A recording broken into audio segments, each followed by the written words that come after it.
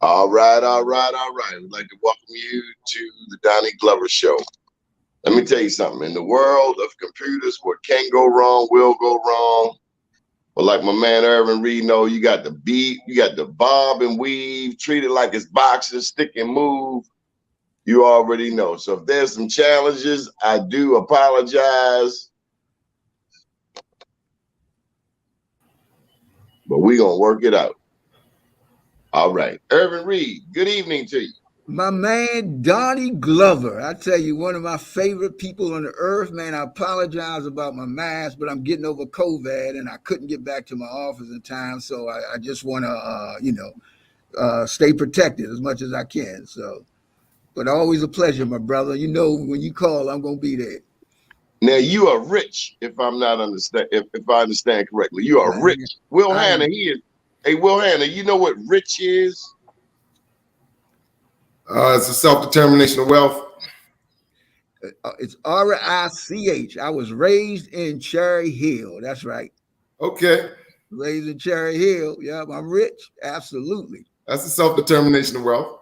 Okay, my man. So what do they call rich in Murphy Homes? Because you're originally from Murphy Homes. I'm originally from Murphy.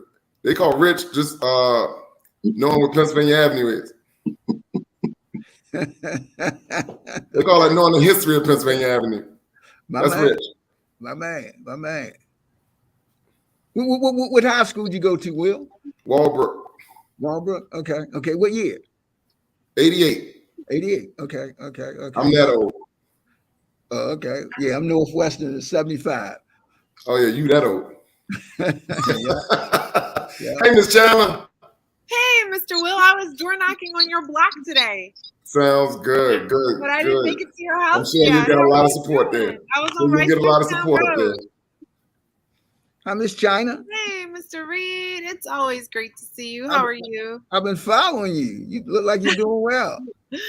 I'm pushing Markite's going to welcome some new faces. Oh, okay. Yeah, I'm pushing it. Mr. Glover, the man. Good evening, ma'am. How are you? I'm wonderful. Good deal. The Preakness was yesterday. Any thoughts? Well, I liked the name of the winning horse, early voting. Oh, really? Wow. Yeah, that's always a good deal. That is. Yep. Yeah. Is this some kind of cryptic message from the powers that be, the shadow government, early voting? Well, that's the thing. When I saw that the name of the horse was early voting, I wondered whether they named the horse that just for this particular race. But I don't know. You know, has the horse's name always been early voting? I have no idea. Very fortuitous. So, China, since you're speaking, did you go to the Preakness? Definitely did not go to the Preakness. I spent the whole day door knocking. And there was a wonderful farmers market festival right in Park Heights. And I think it was the first Saturday that they were open, with all kinds of awesome Caribbean music, everything. And so I had a chance to stop by there. Lots of urban ag that the youth are doing up there, which is just completely incredible. But the Preakness, I'm sure, cut into their kind of,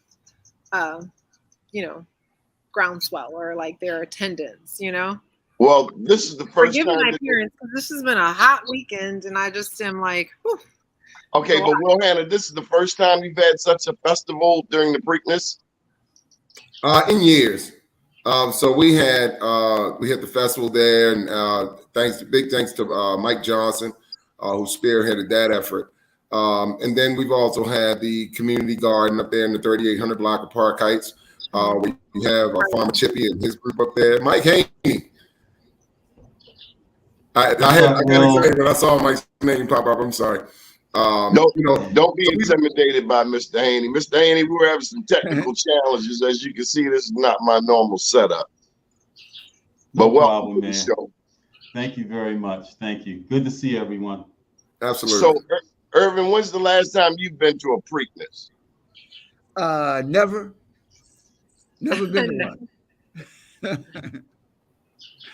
Never have. Heard great things, but I've been a salesman when I graduated school and then in politics all my life. So when I ain't got to be around people, I ain't around people.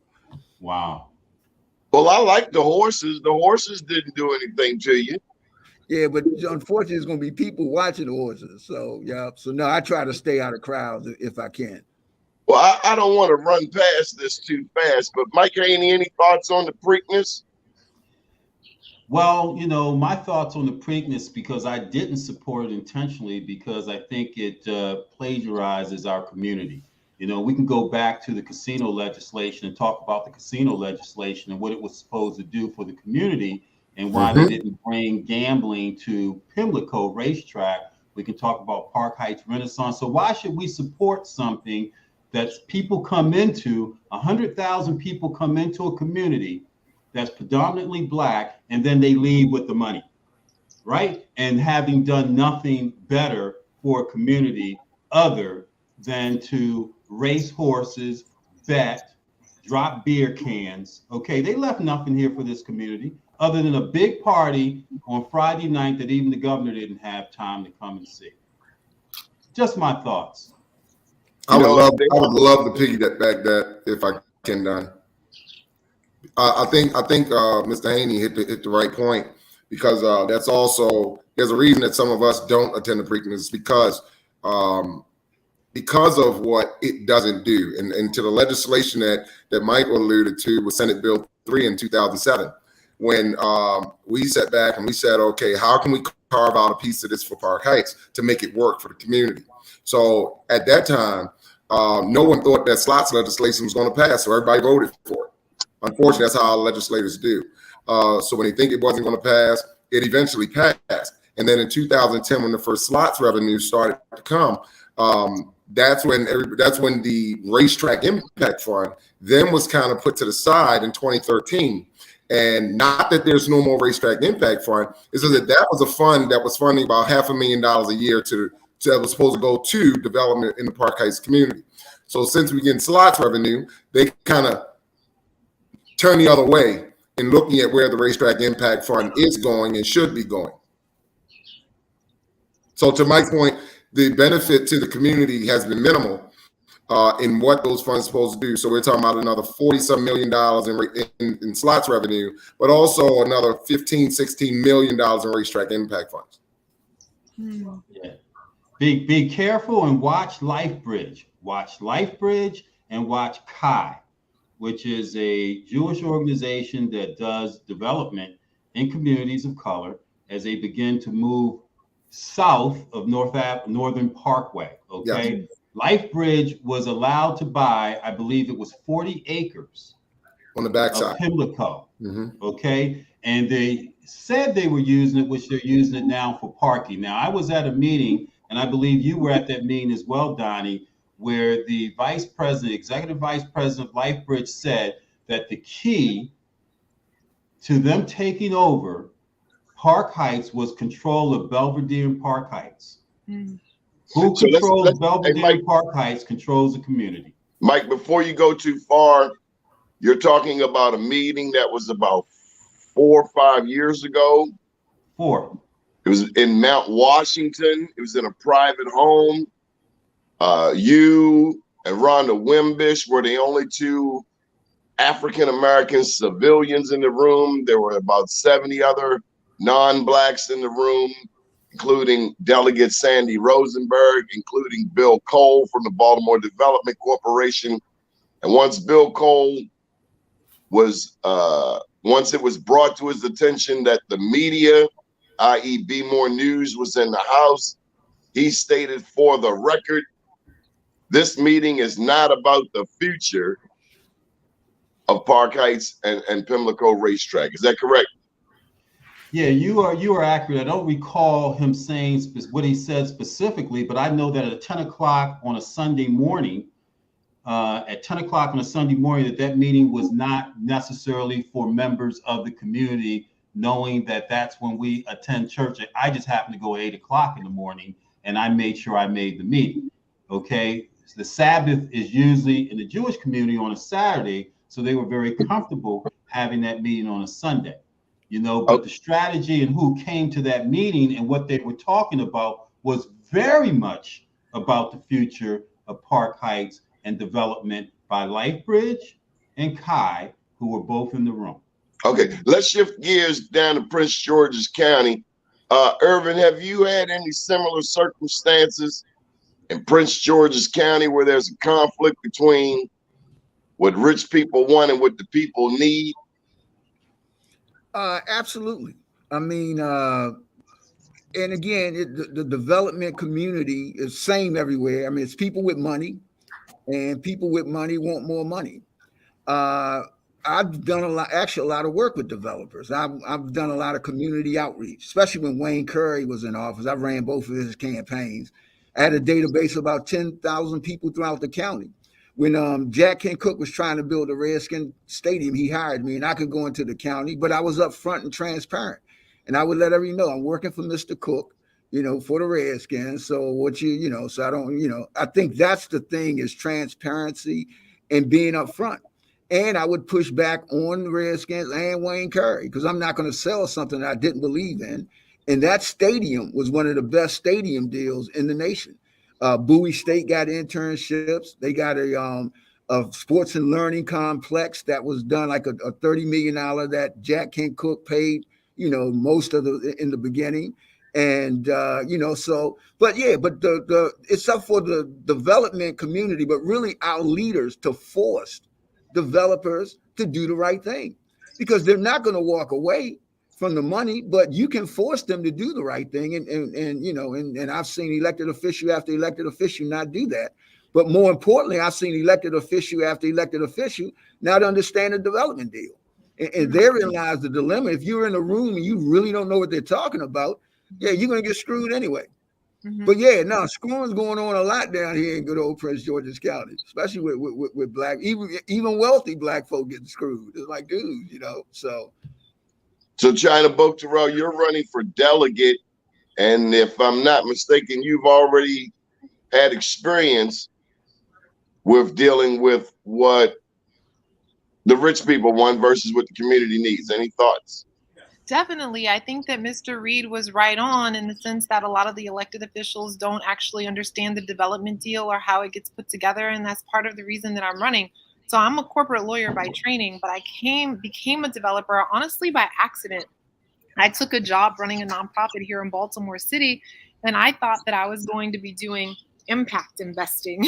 So basically helping to guide money to projects that, have a triple bottom line, not just the profit, but the environment and the social, like it's jargon now, to be quite honest with you.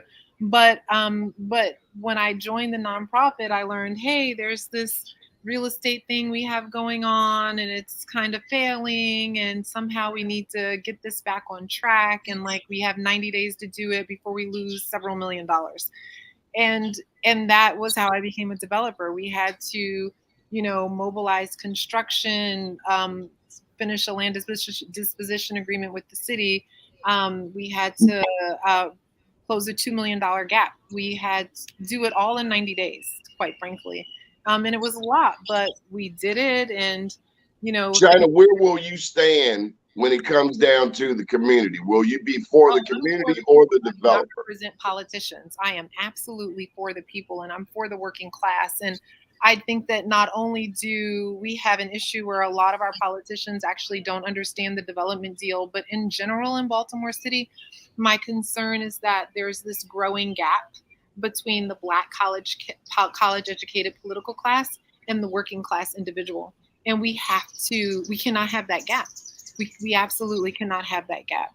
And so not only do we have to close the deal, but we can't do deals like what are, happening in Pimlico and in some parts of Park Heights where we're taking homes away from homeowners, right? Where we're taking homes away from Black homeowners in Baltimore. We can't do that. Developers don't necessarily need a blank slate. We have to figure out how to work around our homeowners. Black wealth right now is a ticking time bomb. And so I'm running to represent the people, not politicians. I'm running because we need more folks in our political class who really understand the economics of the city and how to make those economics work for every resident. And I've been blessed to be in a position where, through my experience now, I understand the deal. China, we promise we're going to let you breathe and share the mic. Mr. Hanna, any thoughts on the nonprofit community? Baltimore City is inundated with nonprofits. When I think about how many nonprofits capitalize on the poverty in Baltimore City, I'm wondering, why do we need them? I mean, if there are murders in broad daylight all day, every day, who asks the question of accountability when it comes to these millions, if not billions of dollars that come through Baltimore? Where's the money? I think, Donnie, to your point, one of the things that you have to look at, and Ms. China said one of the things very well, is that there's a difference between the nonprofit community and the quasi-government community, right? So you have your nonprofit organization, but then you have your quasi-government organizations, who are the ones that are the preferred funded organizations in the city, who are the ones that, particularly the city, say this is what we're going to give the money to the organizations that we created, to the nonprofits that they stood up and created. We have one in Park Heights. I'll name it. Park Heights Renaissance is one. It's a quasi-government organization that now has partnered with LifeBridge and Sinai Hospital to sell $350,000 homes in Park Heights in a community whose median income is $29,000. Those two things don't go together. And so when you look at what the future of Park Heights, when we say what the future of Park Heights is, it's what we want it to be, and then it's what they propose it to be. And so you have this friction between what the community needs and wants versus what the what I call them, the other people want the community to look like. So there are some things that have been put in place in Park Heights that hasn't allowed that some certain things to happen that doesn't make everybody happy on their side of the bridge. Oh, Doni, you're still on mute. I may need you all to mute yourselves if you're not talking. Mike Haynie, care to touch that? Yeah, absolutely, man. I think I'm not going to tell you guys anything you don't know, that homelessness is a business and it will never end. And it's also a nonprofit. Homelessness is a business. How do you tell a chief executive officer making $250,000 that we're going to have a platform to end homelessness? So when you look at the Democratic Party in Baltimore years ago under the Schaefer administration, can even go back earlier than that to the Republican, what was his name that was governor?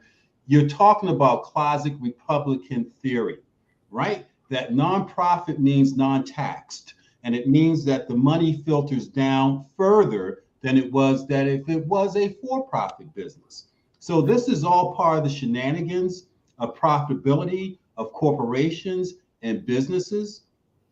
And the fact that you're able to make money from a nonprofit standpoint. Let's talk about Able. Let's talk about Weinberger. Let's go down the list of nonprofits, okay? And the billions of dollars that they generate. Even the College Bound Foundation that has $39 million in the bank. I know, I'm on the board, right? And gives out and offers $3 million in scholarships annually to Black kids or to kids in Baltimore City, which doesn't really happen.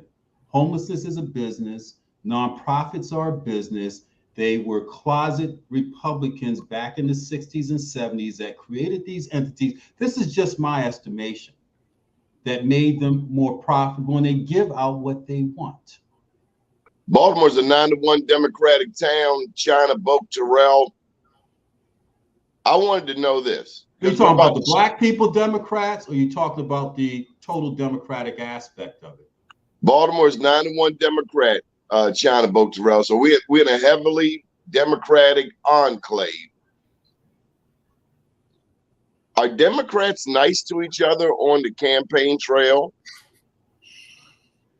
I don't know if it's about the fact that they're Democrats. I think that in general, what I'm sensing, and I could be way off base, is that there are a lot of people, there are even surprisingly some people who hold office who don't believe that there will be abundance in Baltimore.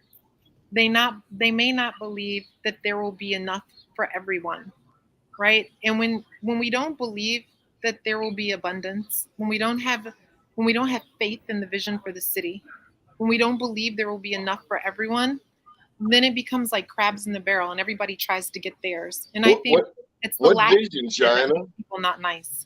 What vision? So that's the point, right? So I believe that Baltimore is just like kind of like one click really away from turning the corner, and that there are some things that have to happen in the city that actually don't have anything to do with political ideology, just to get the city back on track. Like But, what? well, we need a competitive economy. We've got to have a competitive economy. And right now, we're anti-competitive. We're anti-competitive on tax policies. We're anti-competitive because of unchecked corruption. We're anti-competitive in a number of ways that the working class has to pay for. But that can all be fixed. It's all solvable. But I think for people who feel like, hey, things have always been this way in this city, and this is how people do it in Baltimore, and if they don't believe that Baltimore is going to kind of turn that corner in the neighborhoods where it really needs to turn the corner, they don't have that vision, then I think that's what makes people not nice. I don't know that it's so much ideology. I think it's about having faith that Baltimore is going to be an abundant city. Where Okay, Ervin Reid, is that how they think in gorgeous Prince George's County, that there's abundance, or are Black people in the wealthiest Black jurisdiction just as prone to tear down people's signs as they are in West Baltimore? And I'm from PG County, by the way.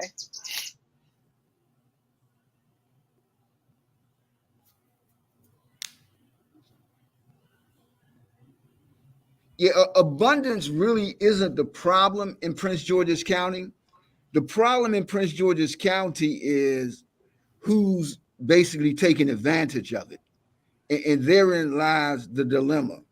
In my opinion, my humbled opinion, having been, ran my first campaign in 1986 in Baltimore, I work with a lot of politicians. I've seen a lot of politicians, but I think elected officials everywhere, quite frankly, just want to get reelected. So people are going to stay and do what they have to do with their self-interest first, and then the interest of the community second. And there are some good politicians that don't do that. That's why I loved Wayne Curry. Wayne Curry, Parham Mitchell and Marion Barry are like the three greatest politicians I ever had a chance to meet. Wayne, after he became county exec, everybody begged him to go for good. He didn't want to be governor. He wanted to go back and make some money and do what he was doing.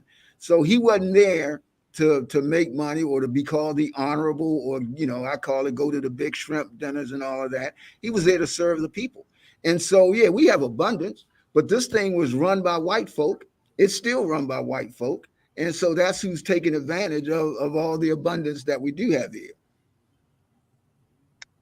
Well, the word we got uptown is that people tearing down signs in Prince George's County and races you're involved in. Oh, yeah, I'm running Laura Lynn Mayo. She's running for sheriff. She'll be the first woman sheriff here in Prince George's County. And she's getting attacked by Barry O'Connor, who keeps attacking her and myself. Her signs are being taken down. I've run county exec, mayor campaigns, you name it. But this campaign, this whole law enforcement thing, there's an entitlement that with a lot of people, it should not be a woman. But I will tell you this, all I got to do is show her face and say, sheriff, and women are losing their minds. No, give me that. And with the whole Katanji thing that just took place, obviously Kamala's getting hit in ways that other VPs haven't. So there is a thing out here that we're doing extremely well. But like Katanji and the others, she's more than qualified. She's the most qualified. And of the 5 people in the race, 4 men and herself, she's the only one with balls. Everybody else waited for the incumbent not to run before they announced. And no, we were going after him as well. So, but no, they're tearing down signs like mad. Prince George's County has this ticket system that Mike Miller basically was the head of for like the last 20, 24 years. He's dead now. So it's like the Middle East when Saddam was, murdered. And it's wide open. People don't know what they're doing. They really aren't campaigning. There's this entitlement. I'm an incumbent. But I think you're going to see a lot of change down here in Prince George's County because these insurgent candidates are doing what they need to do. So, but yeah, there's a lot of signs. And the signs, that so many people running, the signs are ridiculous. It doesn't even make any sense. You have on the corner, because we do a lot of big signs and all of that. You might have 40 big signs on the corner, 4x8s on one corner. And you can't really recognize it. Again, I was out early. I started at least a year out when I run a campaign. So, but no, signs are being taken down. We had a guy that stole one of our signs, a former just retired deputy sheriff, and we got him on camera. So that's in the court system right now. So, we filed charges. But, I'm not going to retaliate with that. I've got to get my candidate's name out there. And I believe a campaign is like a marathon.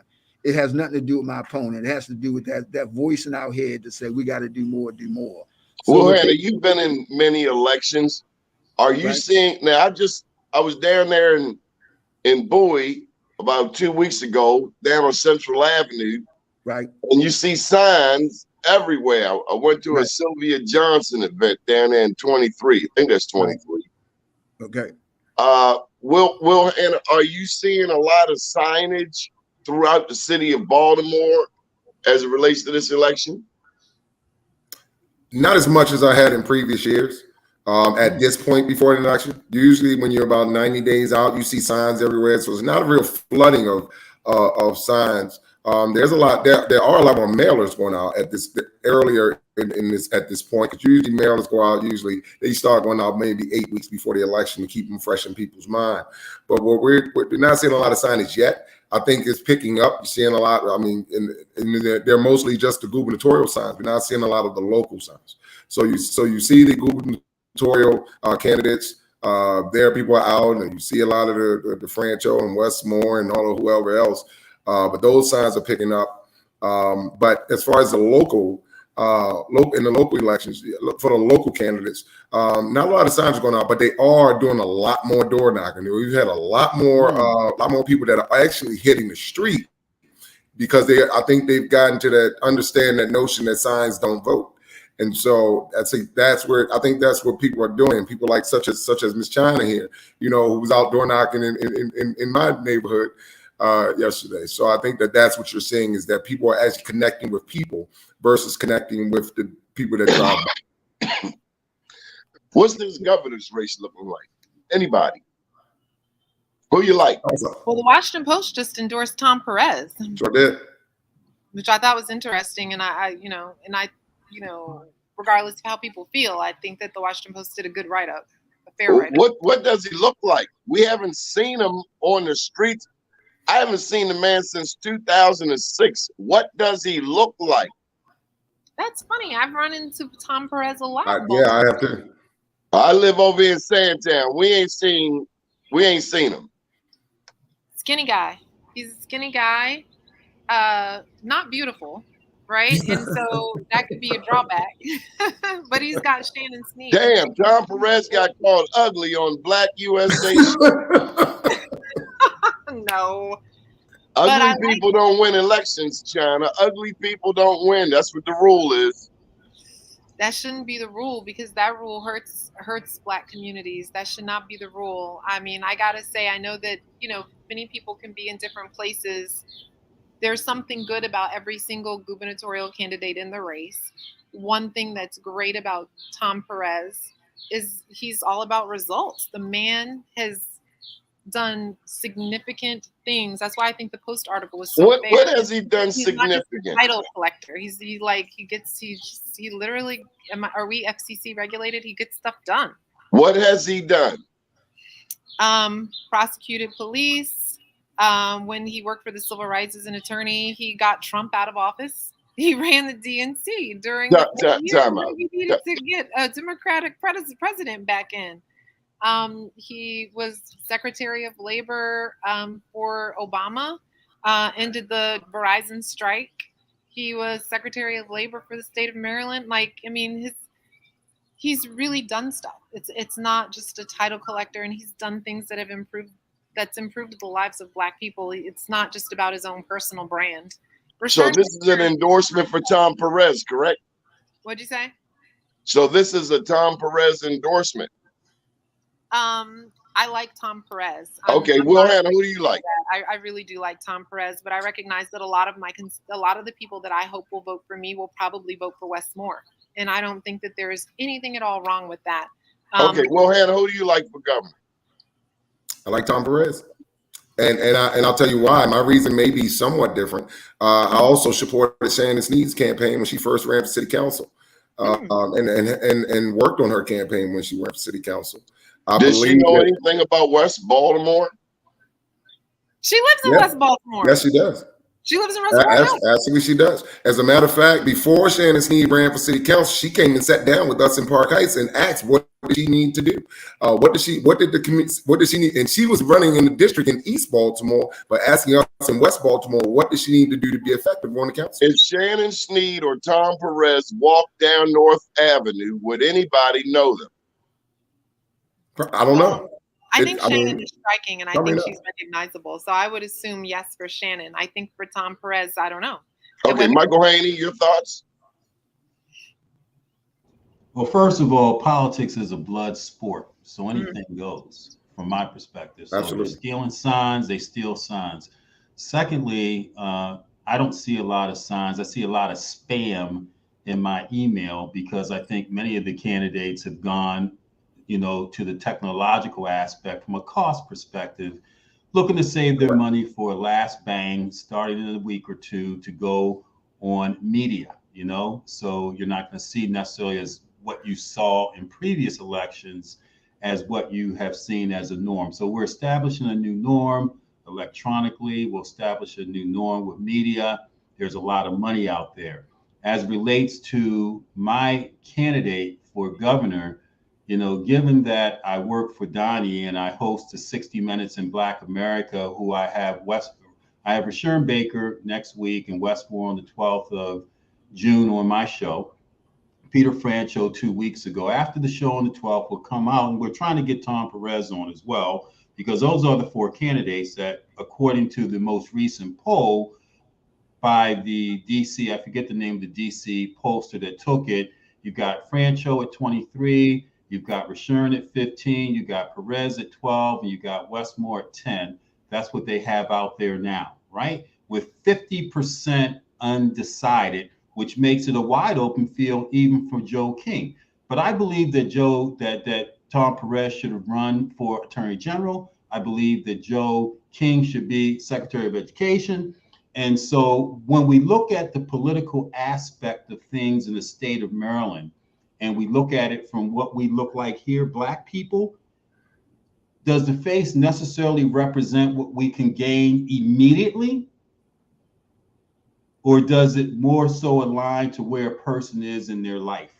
And so that's what I'm intrigued about with candidates, is, for instance, as an example, someone like the answer is yes. Damn all of that. We want a black. So someone like a Peter Francho, and I've learned, like on Meet the Press, you just kind of talk over people, right? Pretty much. That, like pretty someone much.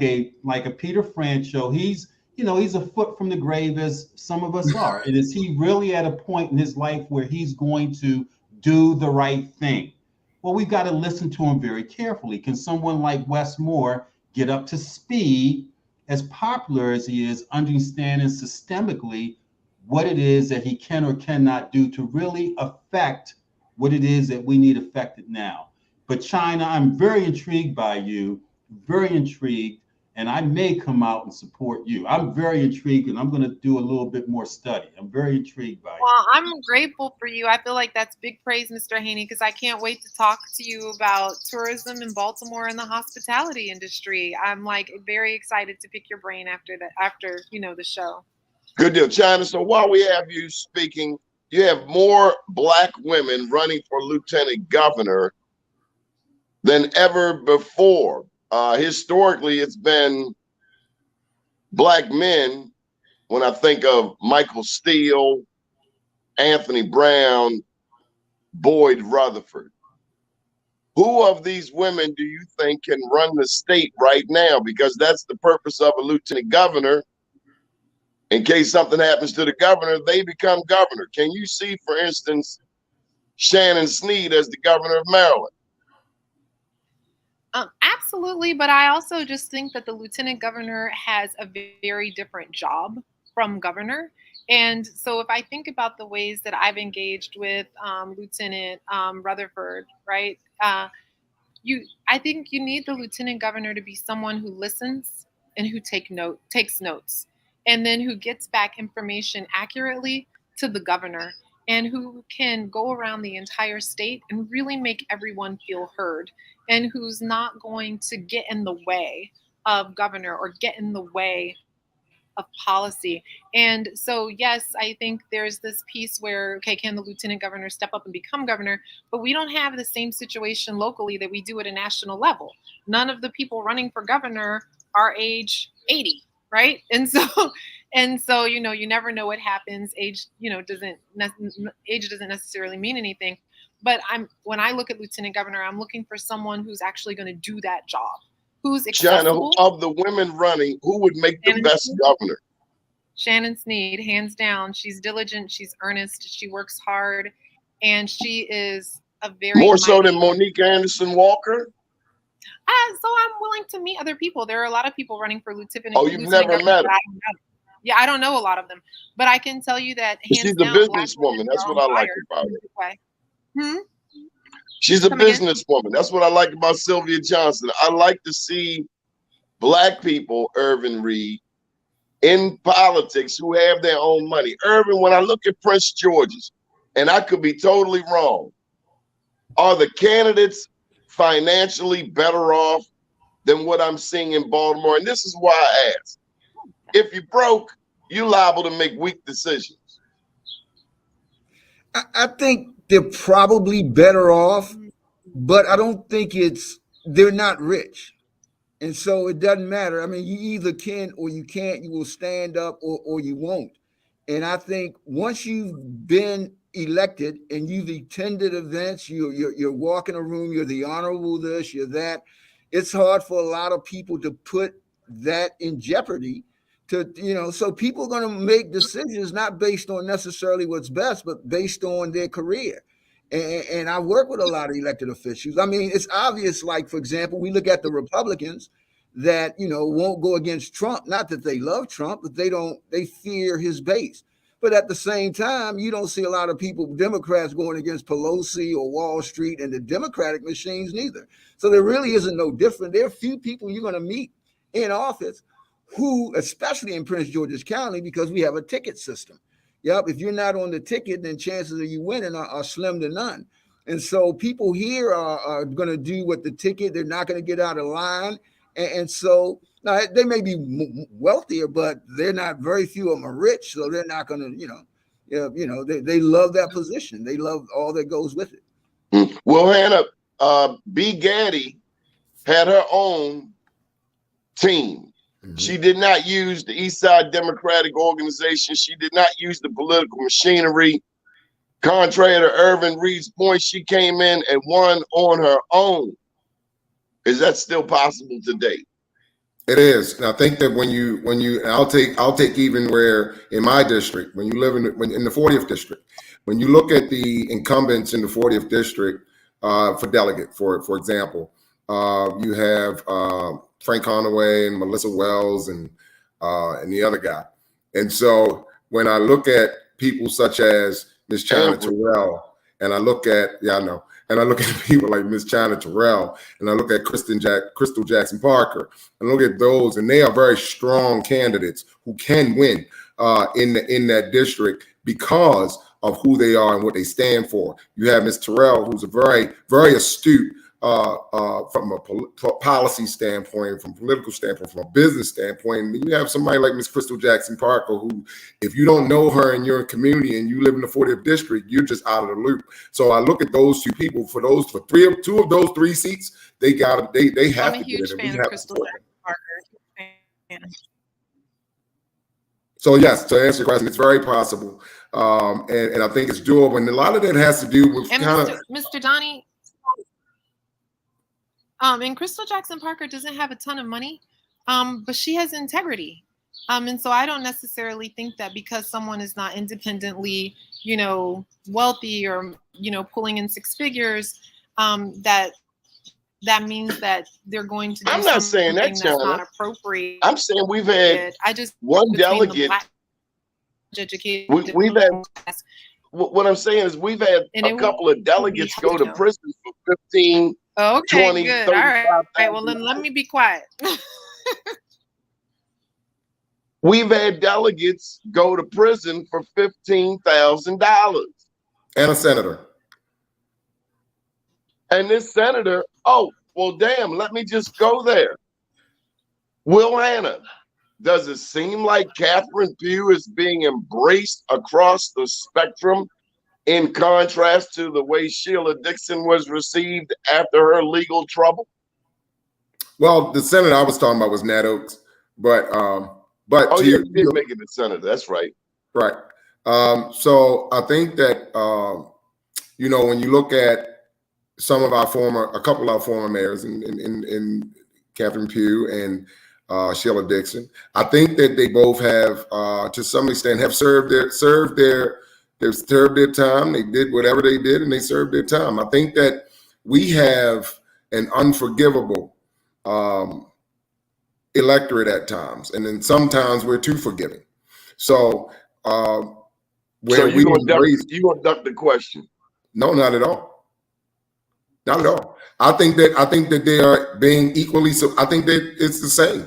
I think that you're seeing people embrace Catherine Pugh the same way they did Sheila Dixon, the same way people still love Sheila Dixon. I think that people still love Sheila Dixon maybe more than they love Catherine Pugh at this point. Sheila Dixon has a very strong. Sheila Dixon announced that she was running for mayor right now, and she'd get 40% of the vote. She got robbed twice. I don't know that they want her back. Somebody downtown at the Board of Elections robbed her twice in broad daylight. Well, in Baltimore, Baltimore's corrupt. Unfortunately, let's be honest.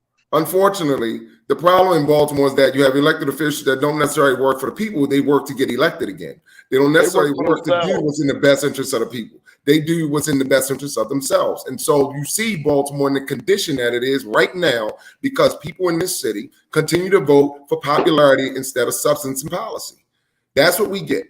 And this is not necessarily their fault. It's our fault as the electorate. But it's our job for shows like this, Donnie, that we begin to educate the electorate and educate the people in our communities and let them know that this is not right or this is what's wrong. And so if we're not doing that, then we're doing ourselves and our communities an injustice. Well, above that, I think we need to educate our politicians, right? Because there's such thing as legal corruption, right? Because it's all about special interests, right? So me taking $14,000 or $5,000 personally versus being elected because my special interest backed me financially, and me being able to work the system so that it allows those that helped me to be, plentiful. Because this is America. It's a capitalistic system. Politics is part of the economy, and getting elected officials in positions to support that is part of the economy. We as Black politicians aren't astute enough to understand what that means and how to work that system in a way that's acceptable. So we have learning to do. Absolutely.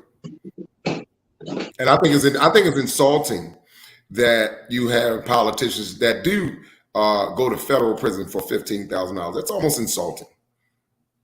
Well, when you look at the fact that there's some politicians who understand the system that are able to give, I think there was a plane that flew over to Korea that brought back almost $50 million worth of PPE equipment, right?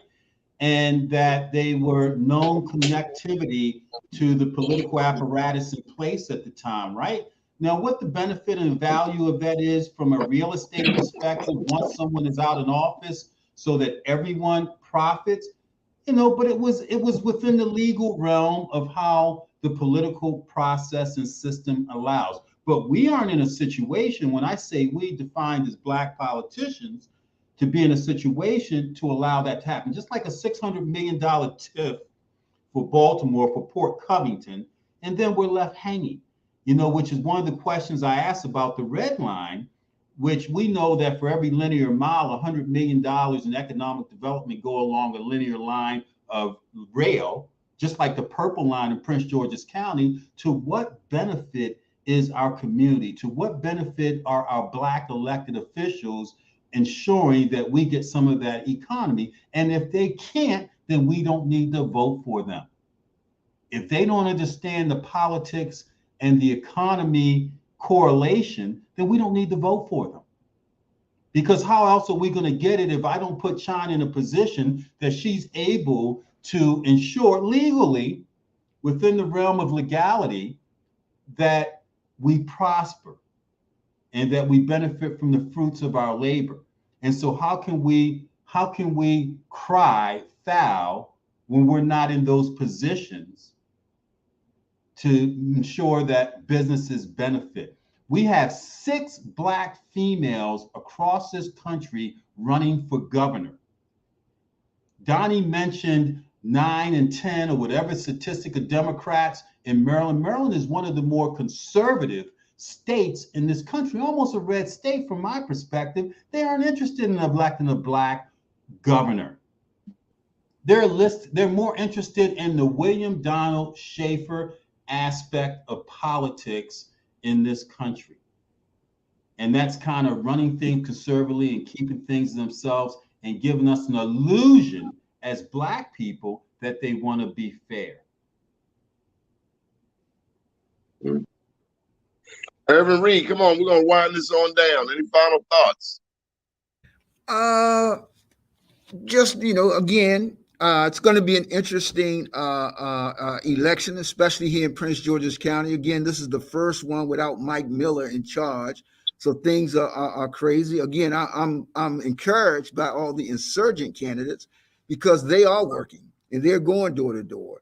I'm discouraged by our whole system, period, because as Mr. Haynie was just saying that people's interests, and the other thing too, that whole development and business game, if you don't know it, you're gonna get left out.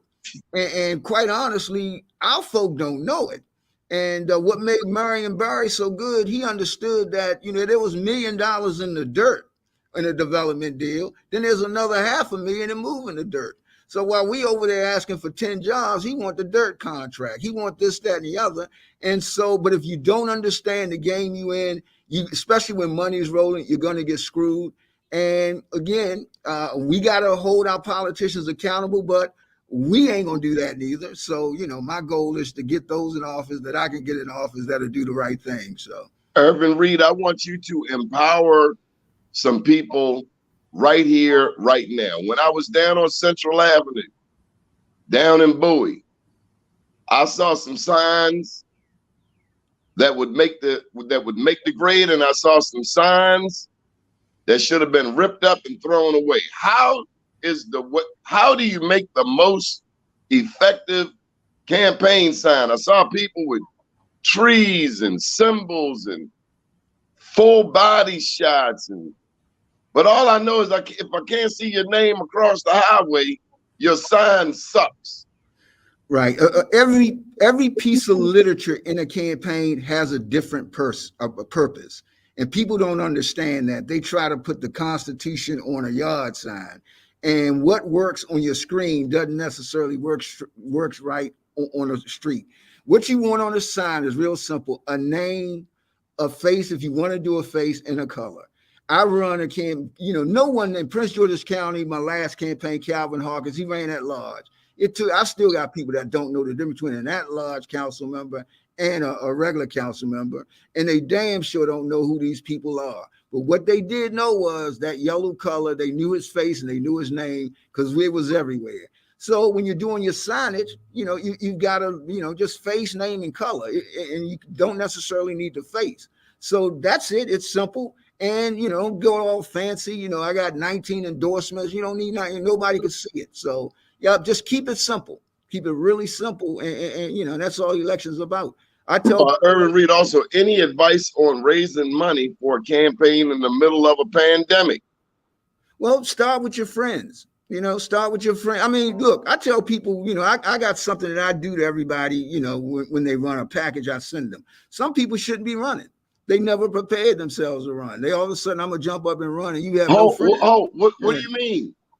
I mean, if you can't raise money, and personally, I'd rather have people than money, because people, you can pay people to know, but I don't do paid volunteer or paid people on a poll. Everybody I got is a volunteer. Like I say, my poll coverage starts the first day of an election, and what I'm saying is, if you don't have people that are out there humping for you because they love you and believe in you, or you can't raise money, then you frankly shouldn't be running. You didn't put the time and work in it, I mean, ain't no need wasting nobody's time, you know if you're gonna win or not win. I've had candidates. I'm like, this ain't going nowhere. This dog ain't hunting like you're supposed to. It ain't gonna win. Will Hanna, I saw, and Ervin Reid knows him, Talmadge Branch over there in East Baltimore. 4 years ago, was it 4? Yeah, 4 years ago, he went out there and ran for Congress. And it was like, dang, my daughter could have got more votes than him. I thought he could count. How does a seasoned politician go out there and get clobbered? Well, you also have to look at the district that he's in right now. It's one of the lowest polling districts in the city. So it's not, I mean, you can win a delegate race in that district with probably about 4,000 votes. You know, so it's really not as difficult. So when you try to run for Congress and you're looking at a congressional map, and you say, I got to pull this amount of votes, that's not going to happen. The only people that know you are the people that vote in the lowest voting district in the city. So that's why you get the numbers that you get. He didn't do a good analysis of what the district looked like and what the breakdown of the district was like. So yes, he's going to get clobbered in a race like that when you don't do your homework. But then look at what he represents. Look at his representation. Look at his voting record. Go through all of those things, and you understand why some politicians can do well and some of them can't. You can take an elected official from another district or one of the largest districts in the city, say the 40th or 41st district, and they'll probably do a lot better than someone who's running in the 45th or 43rd. It's just different. It's a different dynamic, and you have to look at the breakdown of the city. You have to look down the socioeconomic breakdown of the city. Northwest Baltimore, one of the richest areas in Baltimore, you know, and probably have more millionaires in the city than anywhere in Baltimore. So when you get someone that runs in a district in East Baltimore, it's just different. It's not a knock on East Baltimore. It's just the fact of how his district is cut up. And why would you run for a congressional seat when you can't even solidify your delegate seat? Michael Haynie, we have not touched the Republican Party in this conversation. Will you be interviewing Kelly Schultz or this man, Mr. Cox? Yeah, we're speaking to Kelly and Mr. Cox now, half hour each before the 19th of July. We'll have them both on. Mm-hmm. I don't know if you people caught it, but recently on the news, 6 city council people came out and said that they were not pleased with the city of Baltimore. But I saw something else. I saw Martin O'Malley Part 2. Did anybody see what looked like, in my opinion, an Eric Costello move for mayor? There's no doubt in my mind that you'll see Eric Costello, maybe Ryan Dorsey. You'll see an emergence as you see the gentrification setup move throughout the city, which happened 15, 20 years ago, by the way. Gentrification didn't happen last year. This was set up 15 or 20 years ago. So we are at the cusp where Port Covington opened up, a whole demographics of new people, of seeing the turnover to what they decided 20 years ago happened. There's no doubt about it. You'll see a white mayor in office. Should I say, mark my word? Yeah, mark my word, you'll see a white mayor in office the next time in Baltimore City. Ervin Reid, do you have bike? I'm sorry, go ahead, Will. Well, I was just going to follow that up with also what the move that you were talking about also was I also saw a move afoot for Zeke Cohen to be the next city council president. Mm-hmm. Ervin Reid, are you seeing bike lanes in Prince George's County? Oh yeah, Prince George's is again, Wayne Curry, you know, and I'm sorry I talk about him so much, but the man was that great. You know, DC, if you look around DC, it was built out. You had Montgomery was done, DC done. Prince George's still had this open land. He used to tell everybody, we are the new, you know, power play in the county. Then you go with National Harbor, MGM, all of this is popping up. And what you have now is them in Hyattsville, which is inside the Beltway, where you had homes for $200,000. A friend of mine, developer, he's building houses that are starting at 1.2 million in Hyattsville, yep. And which is right borders DC. So I'm just telling you, this thing is slowly changing as well. And again, just like DC, you know, they were all happy, you know, the Gold Coast, we sophisticated, and they don't own DC no more. Then you got people, you know, young millennial white folk walking dogs on Howard University's, you know, line talking about they can move if they don't like it. And so same thing in Prince George's. I mean, It's coming. I mean, it's a gold mine. You know, they just started building development around the metros and things like that. So it's interesting. And again, we're not sophisticated enough, y'all. When you start going with that, development that's a real business. But you can make things happen. And that's why Prince George's is the most affluent, because Marion made millionaire after millionaire. Look, I've got to put in $600 million into this deal. I'm no longer just the government. I'm a partner, and this is what we do. And so, but and it's not going to change. It's not going to change until we can get politicians that look like us that can take a body blow. Yeah. Right? If you can't take a body blow, then you're going to be owned, and they're going to do what they want to do. What I mean by a body blow, we got to peel back the layers on our candidates and see where they really are. Right? So let's start dealing. China Terrell, are you for the bike lanes on West North Avenue? I believe that all of the parks in the city absolutely need to be connected. It is what happens in every single world-class city. I do not believe that we can trample the will of the people. And in East Arlington, in parts of Ashburn, and in the Northwest Baltimore neighborhoods, they don't want the bike lanes. And so if they're not ready for it, then we should not be shoving it on them, quite frankly. And so we need to listen to what it is that they're saying. If you take But how about the reality? The bike lanes are strangling traffic. And there's nobody on a bike. There is a lot that's poorly done about what's happening right now. And if you talk to both MTA at the Maryland level, if you talk to Baltimore City DOT, there's some finger pointing that's going back and forth. I'm not commenting on what it currently looks like. What I'm saying is that in world-class cities, which I believe Baltimore is and should be, all of the parks are connected, right? So Clifton Park should connect to Druid Hill, should connect down. Are you serious? It should all connect. Are you serious? Because people are afraid to go outside. I think that in Baltimore, that's my business. I don't need somebody to tell me to ride a bike down North Avenue. You don't need to get on a bicycle. When I've been driving from Sandtown to Morgan in 17 minutes, and now I got to stay north in 83 for 20 minutes. No, I do not believe bike lanes should be forced on communities that do not want them. Well, they did it. Absolutely not. But right now, it's not. I don't think it's so much about the bike lane. I think it's just about trails and about people having the personal freedom to walk around in their communities. But because of the decline in our working class neighborhoods. Decline? How about urban removal? Hanna, where the black people at Park Heights and Woodland? Did they where they removed? We went from, I can tell you this, Park Heights went from a community of 35,000 people to a community of 26,000 people.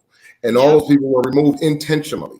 When we told them a decade ago that this was going to happen, we told them a decade ago where the money was going. We told them a decade ago they wanted to sell market rate housing in a community that couldn't afford it. So this is what happened. When you talk about bike lanes, you talk about bus lanes on North Avenue, that was catering to a particular demographic that they wanted to say, we cater to you, now you owed us a favor. This is what happened. We donated to your campaign and you owed us a favor. That's what this was. Nobody in West Baltimore wanted bike lanes. And matter of fact, if they wanted to create bike lanes, they should have made them dirt bike lanes. Then maybe that would have made more sense. Although I got it, all day long I've been hearing people talk about dirt bikes. They do not want the dirt bikes either. But no, we don't. For example, in Roland Park, the people stood up and said they didn't want the bike lanes, and overnight they were gone. And what people are talking about is just they're not being listened to. They're not being. Antonio Hayes got to listen, folks. We got to wrap it up. Thank you for joining us. We'll be back tomorrow. Ervin, Mike Haynie, Mr. Hanna, China Terrell. Good evening to you. I'll be in touch, China.